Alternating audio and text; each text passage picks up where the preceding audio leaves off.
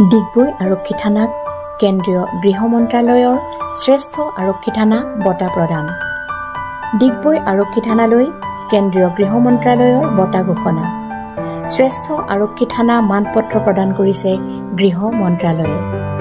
আৰক্ষী থানাখনৰ পৰিষ্কাৰ পৰিচ্ছন্নতাৰ সামগ্ৰিক পৰিৱেশে দৃষ্টি আকৰ্ষণ কৰাৰ লগতে শান্তি শৃংখলা ৰক্ষা কৰাৰ ক্ষেত্ৰত যোৱা কিছু বছৰ ধৰি অভূতপূৰ্ব সফলতা লাভ কৰি আহিছে।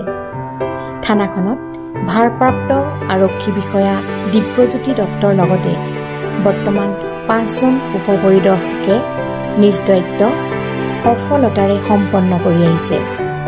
শেহতীয়াকৈ ডিগবৈ সমজিলা ঘোষণা কৰাত সমজিলা আৰক্ষী অধীক্ষক ৰূপে হিমাংশু গোহাঁইক নিযুক্তি দিয়া হৈছে।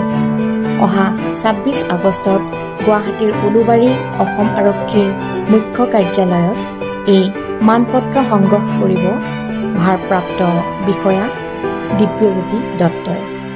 Bureau report B+NE।